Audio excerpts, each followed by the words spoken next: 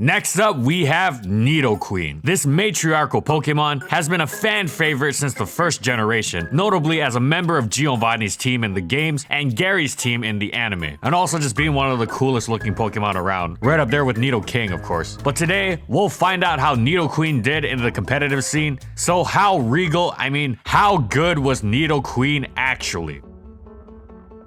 And in this video, we'll be going over these competitive formats.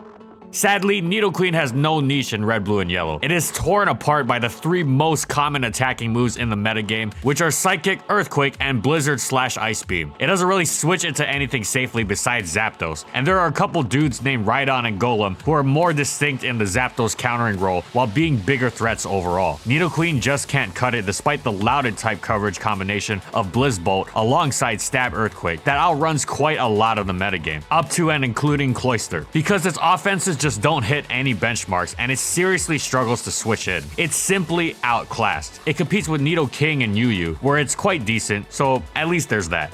Nidoqueen's defensive use in GSC is 1. Pretty much restricted to Machamp and the rare Cursed Tyranitar, and 2. Doesn't translate into much success in OU thanks to recovery issues and lack of damage output. As such, sadly she is outclassed by Nidoking, which can pivot similarly but is able to turn its resistances into serious offensive pressure and is more useful as a result. However, with Nidoking firmly entrenched as an OU staple, Nidoqueen has nothing standing in its way of complete underused domination, while the old fable that games in the tier are decided with the winner of the queen-on-queen speed tie is not exactly true. There's no denying that one must go out of their way to account for it, lest their best option be chancing it with their own queen. It also has good offenses augmented by excellent coverage and the incredible option of a sleep move in Lovely Kiss. Thus, the best responses to it were bulky rest talkers with a super effective stab, because its offenses alone weren't the problem. It hardly one-hit KOs anything, really. It's the fact that it's so hard to kill in return, and the few offensive Pokemon that could actually do serious damage got seriously pounded. Luckily, Hypno, Blastoise, and Slowking were quite solid Pokemon. Blastoise circumvented its Thunder weakness through its superior speed, and Slowking utilized its sheer bulk. However, things could get quite dicey with spikes down, and having to respond passively by recovering instead of offensively was quite abusable. Since its sleep was often absorbed by a Sleep Talker, Queen could also eschew Lovely Kiss for Moonlight, which would make it brutally tough to KO, and in many games instantly undo the work of faster offensive teams that dealt with Queen via overloading, making tough predictions with Pokemon like Electabuzz and Dodrio to eventually beat it down via 35-ish% attacks, so a faster teammate like Scyther could finish Nidoqueen off. Overall, Nidoqueen was the GSC UU Pokemon, the defining feature of the tier, whose power was so great that it severely oppressed and shaped the landscape around it.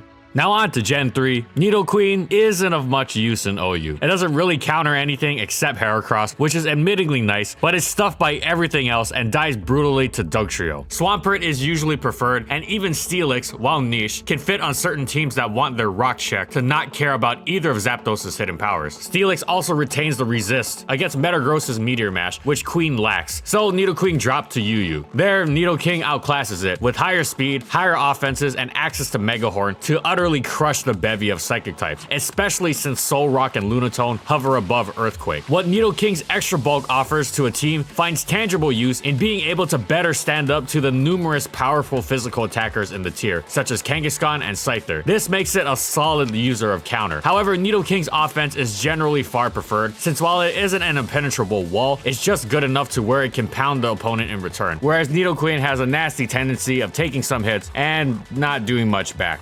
Now on to Diamond and Pearl. UU Nidoqueen is decent, albeit relatively niche, and therefore less seen than staples of the tier. Access to the new Stealth Rock was always a boon, as well as the more exclusive Toxic Spikes. With uncommon bulky ground coverage and Ice Beam, as well as a lack of a grass weakness, it can sometimes mess with Venusaur while doing well against Altaria, Aggron, and Rhyperior. Earth Power hitting Aggron and Rhyperior on their weaker special defense was clutch, as Aggron can take an Earthquake even with Stealth Rock, while Rhyperior laughs at them. However, Nidoqueen was still quite niche in the grand scheme of things. This small role was not enough to establish it in UU, and as a result of not being able to do anything else, it unfortunately dropped to NU. There, its titanic bulk was highly appreciated thanks to the lower power level, meaning super effective attacks would take several attempts before bringing it down. It became a staple of the tier as one of the most common stealth rockers and early game roadblocks to sweepers. However, Nidoqueen rose in OU long after the generation had concluded. Earlier, it's seen occasional use from players who knew how to make use of its unique talents. Its auspicious typing let it serve as an excellent check to Lucario while simultaneously setting and absorbing toxic spikes, both highly desirable traits for the defensive teams it find itself on, seeing as how Lucario and Roserade lead offenses were commonly threatening to these bulkier archetypes. Eventually, it was discovered to be more than just this. Its typing alongside Poison Point, Stealth Rock resistance, and Sand immunity are incredible in general, punishing a lot of huge physical attackers ranging from Infernape's U-turn to Tyranitar's Crunch to Machamp's Dynamic Punch, while staying healthy in common battle conditions, meaning rocks and sand. Protect not only invalidated choice attempts to kill it, as so many super effective attacks against Queen are, but also helped bolster its longevity and ability to put the opponent on an even faster ticking timer, and made for nasty pairings with Skarmory. It added a ton of real hit-taking ability for these stall teams, letting them fight dirty and dance around the opponent rather than having to remain in pristine condition at all times, thus making the opposing team susceptible to being systematically broken down. For example, Nidoqueen's ability to semi-safely pivot against monstrous threats like Infernape, Gengar, Breloom, and even Dragonite made these teams much more consistent in being able to deal with them. As a result, Nidoqueen rose in usage until it got to the point where it saw more usage than other OU Pokemon, like Togekiss. Nidoqueen's stall is no longer one specific subgenre of stall. It has all types of differences and fits into all kinds of bulkier teams. Its presence in the metagame got to be so huge that Lucario started running Ice Punch on Swords Dance sets, which was previously non-existent even when Gliscor was at its peak, and that's because Gliscor is a lot easier to lure. Overall, Nidoqueen is not from the DPP metagame of yesteryear, but after the fact, it became one of the most important defining pieces of the metagame.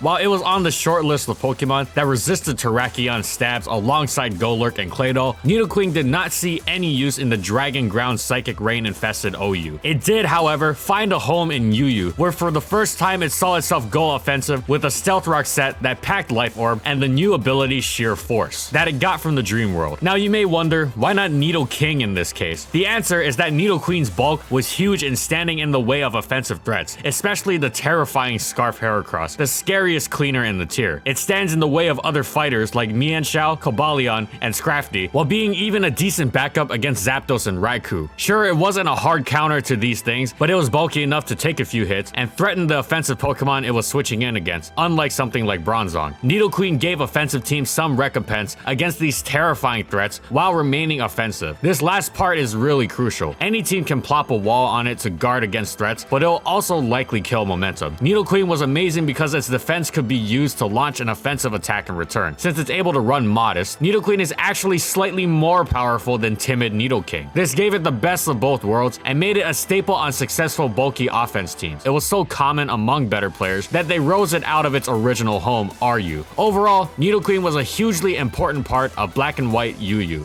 Nidoqueen was far from a Gen 5 VGC staple, but it did have one notable appearance that we found. In 2013, Benjamin Gold used it to reach top 8 at the UK Nationals. His Hail team allowed it to unleash the full brunt of Sheer Force Blizzard, and since Ground and Ice has such terrific coverage outside of Bronzong, after the obligatory Protect, the moveset was rounded out with the often forgotten Helping Hand for further team support. Its great bulk let it survive Earthquakes from Garchomp and Excadrill, and it still managed to max its special attack and run a good chunk of speed investment, which speaks to how tanky Nidoqueen is. Sadly, this was Nidoqueen's only true appearance, but it was quite an impressive one. So good work, Benjamin. Nidoqueen was relegated to UU once again in Gen 6. There, it filled a similar role to the previous generation, checking Pokemon like Cobalion, though this time it almost always ran Sludge Wave, which reflected how its niche now incorporated defending against the fairy types. It was especially useful as one of the most dangerous responses to the seemingly unkillable Florges. Ice Beam kept Gligar away and thus kept Stealth Rock on the field from any immediate defog attempts. It was still bulky enough to take hits in a pinch from all sorts of threats like Infernape, Mienshao, and Crobat. It was tough to check without a fully fledged wall, which meant offensive teams would often get smacked by its attacks pretty hard. And in the event there was a fully fledged wall on a more balanced or stallish team, it would often invite a scary physical hitter in. For example, Blissey was easy entry for Machamp. This amazing trait helped keep his team's offense flowing instead of stagnant, keeping the pressure on and systematically breaking down the other team's defense. Overall, Nidoqueen was a dynamic Pokemon that played a crucial role in the success of Gen 6 UU offense. Nidoqueen dealt with Aegislash and Mega Mawile very well, while being generally tough to KO for good stuff Pokemon like Talonflame and Salamence, and even potentially jacking up a teammate like Mega Kangaskhan with Helping Hand. Just imagine how strong that is. So it earned a small niche that is reflected in the small smattering of placements it saw in 2014. They are as follows, and again, I'm sorry if I butcher any of your names. Daniel Litvin reached 11th at the Virginia Regionals, and Niall Kralin reached top 8 at the UK Nationals. Nidoqueen even nabbed the World's appearance, coming in at 42nd and 53rd as a member of Michael Warzitsky's and Neil Kralin's teams, respectively. In 2015, Bennett Piercy used it to reach top 8 of the Seniors Division at the Washington Regionals and even win the Seniors Division of the US Nationals. Luis Alberto Rubio also used it to reach 39th at Worlds. Now, Queen wasn't too spectacular or even well defined within the metagame, and to be honest, it was hard to find much information on it, but it had a decent role for the players who knew how to use it, and its usage reflected that.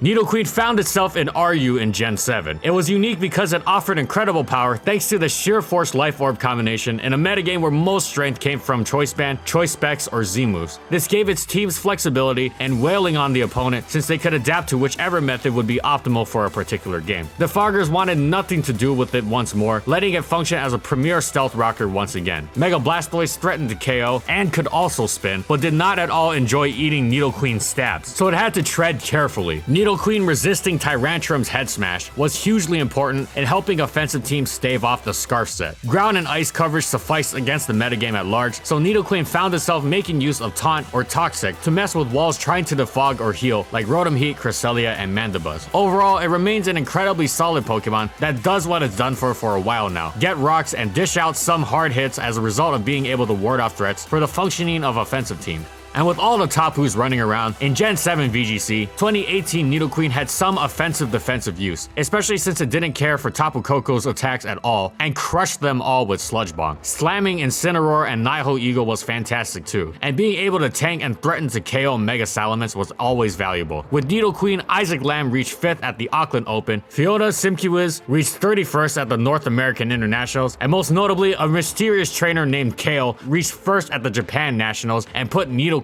on the map after Nidoking had taken the metagame by storm and Oceania. It achieved similar KOs, but Queen's terrific bulk gave it more flexibility in usage. Now, after that, it didn't quite become a metagame staple, but it did feature at Worlds, coming in at 14th on Brendan Zhang's team, which is impressive in its own right.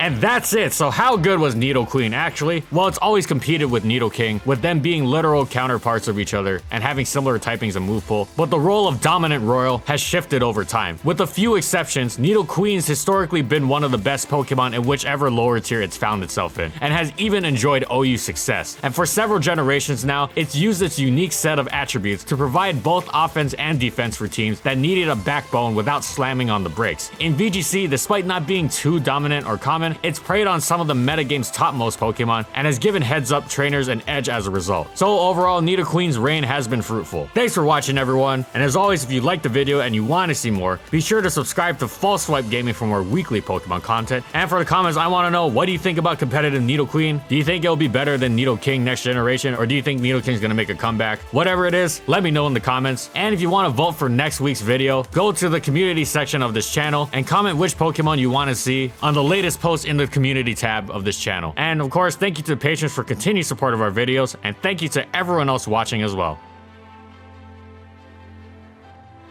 And follow my crew on these social media platforms. And that's all I got. See you next time, everyone.